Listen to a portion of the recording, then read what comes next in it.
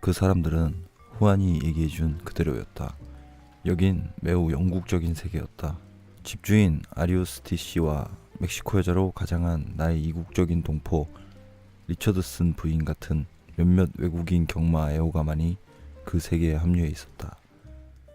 모두 술을 마셨고 서로 아주 잘 아는 사이처럼 보였으며 암호로 가득한 언어로 소통하는 것 같았다. 이들이 가장 열광하는 주제는 물론 경마였다.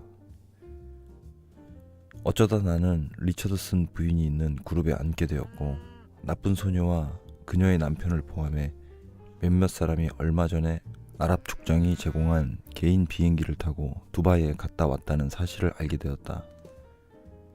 경마장 개장식에 초대받았던 것이다. 그곳에서 그들은 왕과 같은 대우를 받았다.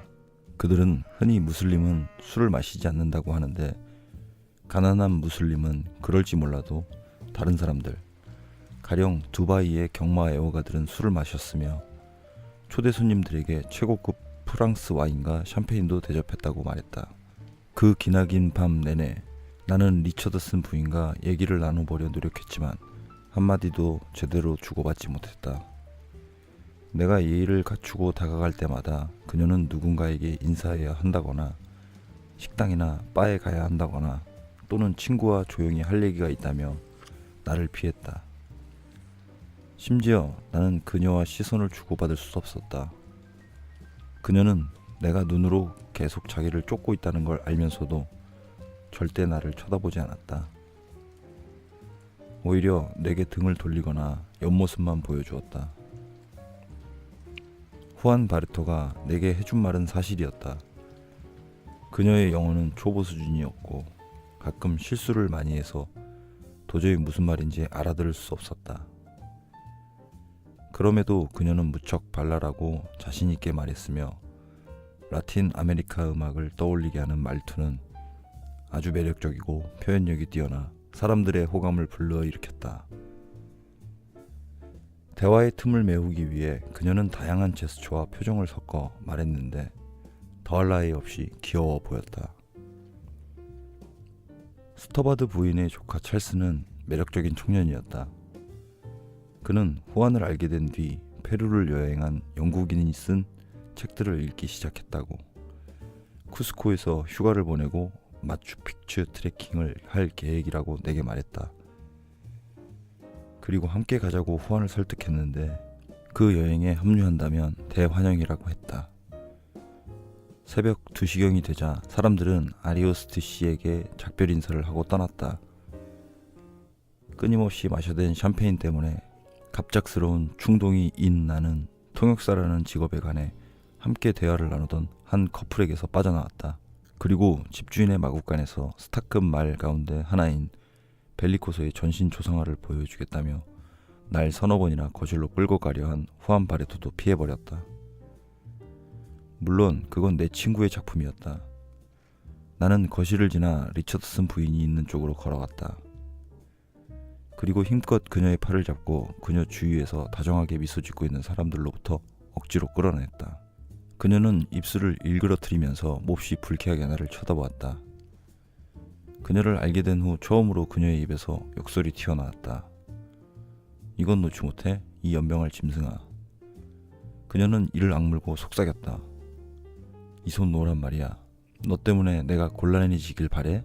내게 전화하지 않으면 리처드슨 씨에게 네가 프랑스에서 이미 결혼했고 아르누 씨의 비밀 계좌를 모두 털어간 죄로 스위스 경찰이 널 뒤쫓고 있다고 말하겠어. 나는 그녀의 손에 후안의 원룸 전화번호가 적힌 종이를 쥐어주었다. 그녀의 자그마한 얼굴이 굳었다. 경악과 침묵의 순간이 지나자 그녀는 눈을 동그랗게 뜨고 폭소를 터뜨렸다. 맙소사, 너도 배웠구나, 착한 소년. 그녀는 놀라움을 가라앉히고 전문가답게 교묘하게 인정하는 말투로 외쳤다. 그러더니 뒤돌아 내가 억지로 떼어놓았던 사람들 사이로 돌아갔다. 나는 그녀가 내게 전화하지 않을 거라고 확신했다. 나는 그녀가 무슨 수를 써서라도 지우고 싶어하는 그녀 과거의 불편한 증인이니까. 그게 아니면 그녀가 그날 밤 내내 나를 피할 이유가 없었다. 그러나 이틀 뒤 이른 아침에 그녀가 내가 머물던 얼스코트 아파트로 전화를 걸었다. 나는 거의 아무 말도 할 수 없었다. 전에도 그랬듯 그녀가 내게 간단히 지시만 내리고 끊었기 때문이다.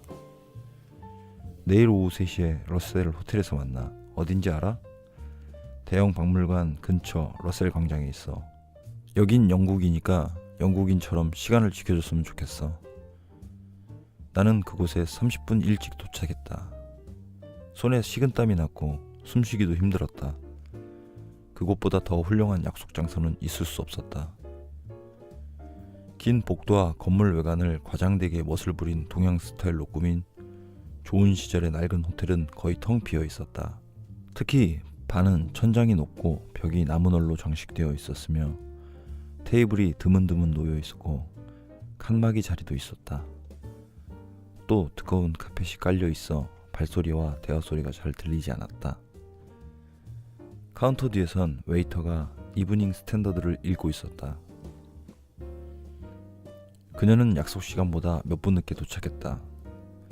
연자주색 세미로 지은 맞춤복을 입고 검은색 악어가죽 신발에 검은색 악어가죽 핸드백을 들고 그리고 한 줄짜리 진주 목걸이를 걸고 반짝이는 보석 반지를 꼈으며 팔에 회색 레인코트를 걸치고 레인코트와 같은 색과 천으로 만든 우산을 손에 들고 있었다. 이 얼마나 아를레테 동지와 천지 차이인 모습인가.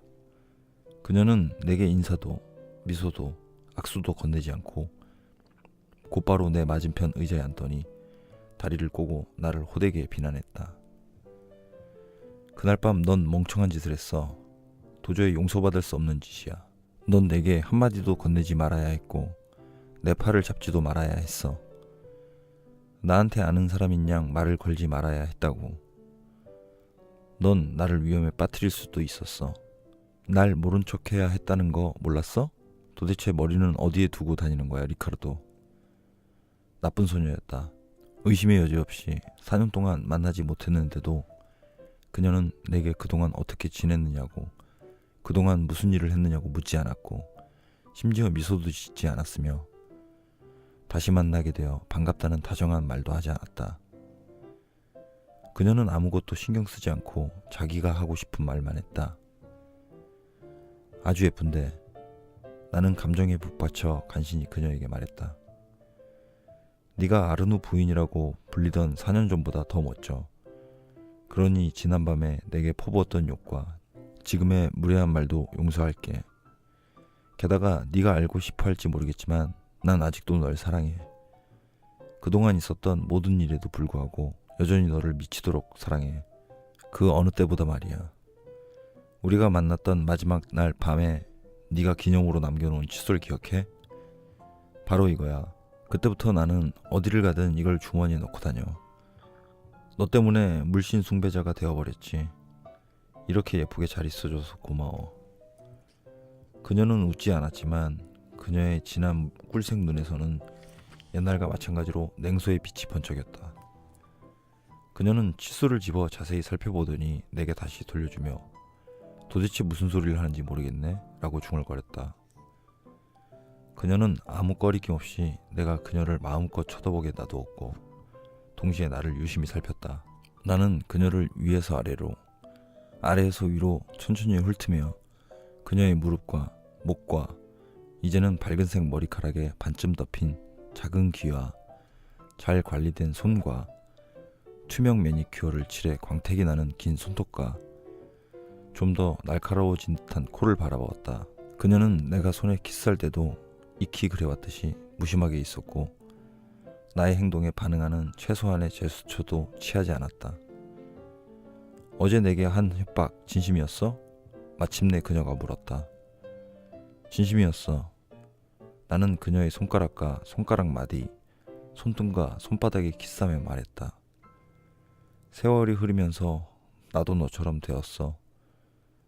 내가 원하는 것을 얻기 위해 뭐든 할 수 있어. 그게 바로 네가 항상 했던 말이지, 나쁜 소녀. 너도 잘 알다시피 세상에서 내가 가장 원하는 유일한 것은 바로 너야. 그녀는 내 손에서 손을 빼더니 내 머리를 쓰다듬으며 머리카락을 헝클어 놓았다. 그리고 예전처럼 약간 동정하듯 다시 머리를 가볍게 쓰다듬었다. 아니, 넌 그런 짓을 할 사람이 아니야. 그녀는 조용히 말했다. 마치 내가 개성이 없어 유감스럽다는 듯. 하지만 아직도 나를 사랑한다는 말은 사실이겠지? 그녀는 차 2잔과 스콘을 주문하고 자기 남편은 아주 질투심이 많다고, 더 나쁜 건 과거의 일까지 질투하는 병적인 사람이란 점이라고 말했다. 그는 마치 먹이를 찾는 늑대처럼 그녀의 과거를 킁킁거리며 캐내려 했다. 그래서 그녀는 행동을 아주 조심해야 했다. 만일 지난밤에 그가 우리 사이를 알아챘다면 한바탕 소란을 피웠을 것이다. 설마 후안 바리토에게 내가 누구였는지 경솔하게 말해버린 건 아니겠지? 말하고 싶었어도 하지 못했을 거야. 나는 그녀를 안심시켰다. 사실대로 말하자면 나는 아직도 네가 어떤 사람인지 전혀 모르겠거든. 마침내 그녀가 웃었다. 나는 2손으로 그녀의 머리를 잡고 그녀의 입술에 키스했다. 탐욕스럽게 키스하는 내 입술 아래서, 모든 사랑과 애정을 바쳐 키스하는 내 입술 아래서 그녀의 입술은 단호하게 닫혀 있었다. 널 원해.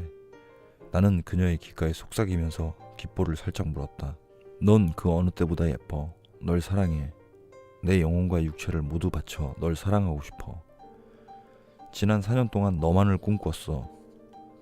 너만을 사랑하고 너만을 원했어. 네게 욕도 퍼부었지. 하루도 빼놓지 않고 매일. 잠시 후 그녀는 나를 밀어냈다. 아마 너는 아직도 여자에게 그런 말을 하는 이 세상의 마지막 사람일 거야. 그녀는 깔깔거리더니 마치 이상한 벌레를 보듯 나를 바라보았다. 너무 감상적인 싸구려 말이야, 리카르도. 최악인 건 내가 말로만 그러는 게 아니라는 거야. 진짜 최악은 내가 정말 그렇게 느낀다는 거야.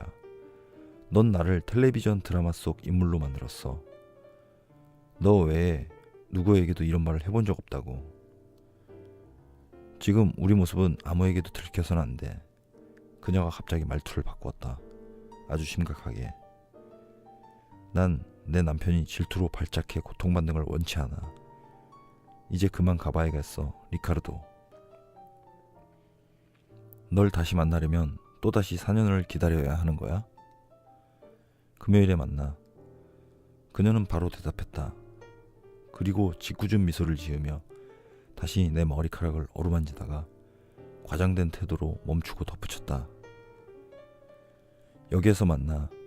네 이름으로 방을 예약해 놓을게. 걱정하지 마. 가난뱅이야. 호텔비는 내가 지불할 거야.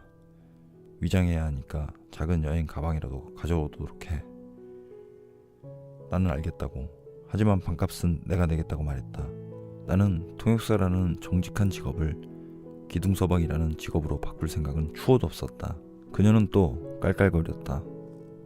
이번에는 자연스러운 웃음이었다. 물론 그렇겠지. 그녀가 큰 소리로 말했다.